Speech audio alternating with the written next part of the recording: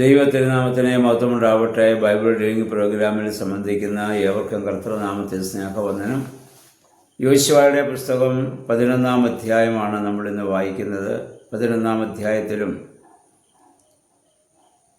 അവരെ എതിർക്കുന്ന ചില രാജാക്കന്മാരെയും രാജ്യങ്ങളോട് യുദ്ധം ചെയ്യേണ്ടി വരുന്ന സാഹചര്യമാണ്. ഹാസോർ രാജാവായ യാബീൻ്റെ നേതൃത്വത്തിൽ കുറേ രാജാക്കന്മാർ ഇസ്രായേലിനോട് യുദ്ധം ചെയ്യാൻ വീണ്ടും ഒരുമിച്ച് കൂടുകയാണ്. ഇസ്രായേലിൻ്റെ ഈ ചരിത്രം നമ്മൾ പഠിക്കുമ്പോൾ എത്രയോ രാജാക്കന്മാരെ, എത്രയോ രാജ്യങ്ങളെ അവർക്ക് അതിജീവിക്കേണ്ടി വരുന്നവർക്കെതിരായിട്ടുള്ളതിനെ പുതിയ നിയമവുമായി നമ്മളിതിനെ ചിന്തിക്കുമ്പോൾ നമുക്കിത് തന്നെയാണ്. എല്ലാ ദിവസവും പൈശാചിക ശക്തികളെ നമുക്ക് അതിജീവിക്കേണ്ടി വരുന്നുണ്ട്. ഒരു ദിവസം പ്രലോഭനത്തെ അതിജീവിച്ചു എന്ന് വിചാരിച്ചിരുന്ന് സ്വസ്ഥമായിട്ട് ജീവിക്കാനാവില്ല. എല്ലാ ദിവസവും പൈശാചിക ശക്തികൾ നമ്മളെ നേരിട്ടുകൊണ്ടിരിക്കും. അതിനെ അതിജീവിക്കാൻ സാധിക്കണമെങ്കിൽ തീർച്ചയായും ദൈവം നമ്മോടുകൂടെ ഉണ്ടാവണം. നമ്മൾ ദൈവത്തോടു കൂടെ ആയിരിക്കണം. ഇസ്രായേൽ ജനത്തിന് അതുകൊണ്ടാണ് അത് സാധിച്ചതെന്ന് നമുക്കറിയാം. കർത്താവ് മോശയോട് അരുളിച്ചത് 15-ാം വാക്യം നമ്മൾ വായിക്കുന്നു. മോശ യോശുവയോട് കൽപ്പിച്ചു, ജോഷുവ അതെല്ലാം അനുസരിച്ച് ഒന്നും ചെയ്യാതിരുന്നില്ലെന്ന് കാണാം. അതേ പുതിയ നിയമത്തിൽ നമ്മുടെ കർത്താവ് സ്ത്രീഹന്മാരോട് കൽപ്പിച്ചു, സ്ത്രീഹന്മാർ നമ്മുടെ പിതാക്കന്മാരോട് കൽപ്പിച്ചു, അവരതൊന്നും ചെയ്യാതിരുന്നില്ല. അതുകൊണ്ടാണ് നമ്മുടെ പിതാക്കന്മാർക്ക് പൈശാചിക ശക്തികളെ അതിജീവിച്ച് വിശ്വാസത്തിൽ ജീവിക്കാൻ സാധിച്ചത്.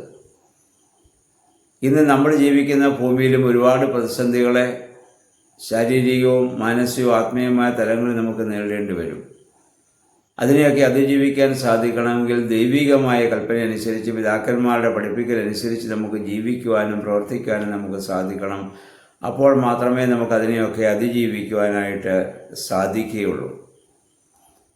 ഇവിടെ ഇസ്രായേലിൽ യുദ്ധം ചെയ്യാത്തത് ഗിബെയോന്യരോട് മാത്രമാണ്. കാരണം അവർ വന്ന് ഇവരുമായിട്ടൊരു സമാധാന കരാറുണ്ടാക്കി, ഉടമ്പടി ചെയ്തു.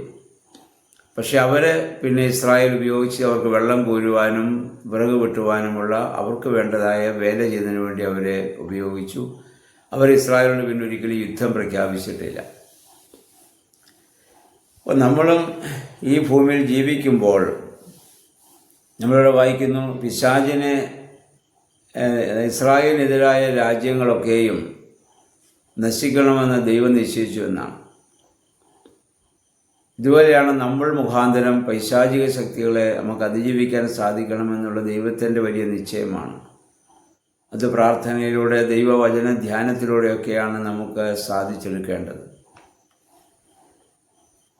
നമ്മളും ഓരോ ദിവസവും ഈ പൈശാചിക ശക്തികളെ അതിജീവിക്കുന്നത് പ്രാർത്ഥനയിലൂടെയാണ്. നാളെ മുതൽ സഭയിലെ വലിയ നോമ്പ് ആരംഭിക്കുകയാണ്. എന്താണ് നോമ്പ്? പൈശാചിക ശക്തികളെ അതിജീവിക്കുവാനുള്ള വലിയൊരു അവസരമാണ്. നമ്മുടെ കർത്താവ് 40 ദിവസം ഉപവസിച്ച് പ്രാർത്ഥിച്ചതിന് ശേഷമാണ് പരസ്യ ശുശ്രൂഷ ആരംഭിക്കുന്നത്. അതിനുശേഷം കർത്താവ് 3 പരീക്ഷകളെ അതിജീവിക്കുന്നതായി നമ്മൾ കാണുന്നുണ്ട്. 1 ശാരീരിക തലത്തിലും, 2 മാനസിക തലത്തിലും, 3 ആത്മീയ തലത്തിലുമുള്ളതായ പരീക്ഷകളായിരുന്നത്. അതാണ് ഉൽപ്പത്തി 3-ാം അധ്യായത്തിൽ നമ്മൾ വായിക്കുന്നത്. ആ വൃക്ഷഫലം കാണാൻ ഭംഗിയുള്ളതും തിന്നാൻ രുചിയുള്ളതും ജ്ഞാനം പ്രാപിപ്പാൻ കാമ്യമെന്ന് കണ്ട് സ്ത്രീ പറിച്ച് തിന്നു, ഭർത്താവിനും കൊടുത്തു എന്നാണ്. തിന്നാൻ രുചിയുള്ളത് എന്നുള്ളത് ശാരീരിക തലത്തിലും, കാണാൻ ഭംഗിയുള്ളത് എന്നുള്ളത് മാനസിക തലത്തിലും, ജ്ഞാനം പ്രാപിപ്പാൻ കാമ്യമെന്നുള്ളത് ആത്മീയ തലത്തിലുമുള്ളതായ ഒരു പ്രലോഭനമാണ്. ഈ 3 പ്രലോഭനങ്ങളെയാണ് വിശുദ്ധ യോഹന്നാൻ ശ്ലീഹ ജഡമോഹം, കൺമോഹം, ജീവനത്തിൻ്റെ പ്രതാപം എന്ന് പറഞ്ഞത്. ഉപവസിച്ച് പ്രാർത്ഥിച്ചവനായ കർത്താവിനോട് പിശാച് പറഞ്ഞത്, ഈ കല്ല് നീ അപ്പമാക്കി നീ ഭക്ഷിക്കുക. അത് ശാരീരിക തലത്തിലുള്ള ഒരു പ്രലോഭനം. ദേവാലയ അഗ്രത്തിൽ ചാടി അത്ഭുതങ്ങളെ പ്രവർത്തിക്കാൻ പറഞ്ഞത് മാനസിക തലത്തിലുള്ളതായ ഒരു പ്രലോഭനം. എന്നെ ആരാധിച്ചാൽ ഇതെല്ലാം ഞാൻ നിനക്ക് തരാമെന്ന് പറഞ്ഞത് ആത്മീയ തലത്തിലുള്ള പ്രലോഭനം. ആ 3 പ്രലോഭനങ്ങളെ കർത്താവിന് അതിജീവിക്കാൻ സാധിച്ച് ഉപവാസത്താലും പ്രാർത്ഥനയാലുമാണ്. അതുകൊണ്ട് കർത്താവ് നമ്മളോടും പറഞ്ഞു, ഉപവാസത്താലും പ്രാർത്ഥനയാലും അല്ലാതെ പൈശാചിക ശക്തികളെ നിങ്ങൾക്ക് അതിജീവിക്കുവാൻ സാധിക്കുകയില്ല. അപ്പം സാത്താനോട് യുദ്ധം ചെയ്യുവാനുള്ള ഒരു വലിയ ആയുധമാണ് പരിശുദ്ധ വലിയ നോമ്പ് അല്ലെങ്കിൽ നോമ്പിൻ്റെ ദിവസങ്ങൾ എന്ന് പറയുന്നത്. അപ്പോൾ ഇനിയുള്ള 40 ദിവസം ഉപവാസത്തിലും പ്രാർത്ഥനയിലുമൊക്കെ നമ്മളായിരുന്നു കൊണ്ട് പൈശാചികമായ ശക്തികളെ അതിജീവിപ്പാൻ നമുക്കിടയാകണം. എല്ലാ ദിവസവും നമുക്കിതിനെ അതിജീവിക്കേണ്ടതായിട്ട് വരും. അതിന് നമ്മൾ ദൈവത്തോട് ചേർന്ന് നിൽക്കുന്നതായ ദിവസങ്ങളാണത്. നോമ്പിൻ്റെ പ്രാർത്ഥനകളും ശുശ്രൂഷകളെല്ലാം ആ രീതിയിലാണ് പരിശുദ്ധ സഭ പിതാക്കന്മാർ ക്രമീകരിച്ച് നമുക്ക് തന്നിട്ടുള്ളത്. അത് ദൈവം പറഞ്ഞതെല്ലാം മോശ ചെയ്തു, മോശ പറഞ്ഞതെല്ലാം യോശുവ ചെയ്തു, ഒന്നും ചെയ്യാതിരുന്നില്ല. കർത്താവ് അരുളി ചെയ്ത പ്രകാരം സ്ത്രീഹന്മാർ ചെയ്തു, സ്ത്രീഹന്മാർ പറഞ്ഞ പ്രകാരം നമ്മുടെ പിതാക്കന്മാർ ചെയ്തു, പിതാക്കന്മാർ പറഞ്ഞ പ്രകാരം നമ്മളും ജീവിക്കാൻ ബാധ്യസ്ഥരാണ്.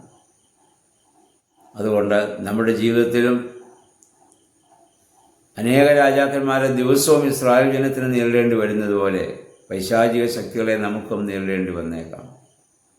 അതോടെ നമ്മൾ ജീവിക്കുന്നത് യുദ്ധഭൂമിയിലാണ്. ഓരോ ദിവസം പറഞ്ഞ പോലെ നന്മ ചെയ്യാൻ ആഗ്രഹിക്കുന്നു, പക്ഷേ ആഗ്രഹിക്കാതെ തിന്മ ചെയ്യേണ്ടി വരുന്ന സാഹചര്യമുണ്ട്.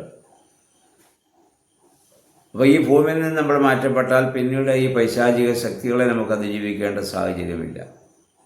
അതുകൊണ്ട് കർത്തൃപ്രാർത്ഥനയും കർത്താവ് പ്രാർത്ഥിക്കാൻ പഠിപ്പിച്ചപ്പോൾ പ്രലോഭനങ്ങളിൽ ഞങ്ങളെ സംരക്ഷിക്കണം എന്ന് പ്രാർത്ഥിക്കാൻ പഠിപ്പിച്ചതുകൊണ്ട് തന്നെയാണ്. അപ്പോൾ ദൈവത്തോട് ചേർന്ന് പൈശാചികമായ ശക്തികളെ അതിജീവിക്കാൻ നമുക്ക് ശ്രമിക്കാം. ഈ നോമ്പിൻ്റെ ദിവസം അതിന് നമ്മെ സഹായിക്കട്ടെ. എല്ലാവർക്കും നല്ലൊരു ശുഭദിനം ആശംസിക്കുന്നു. ദൈവനാമം മാത്രം മഹത്വപ്പെടുവാൻ ഇടയാവട്ടെ.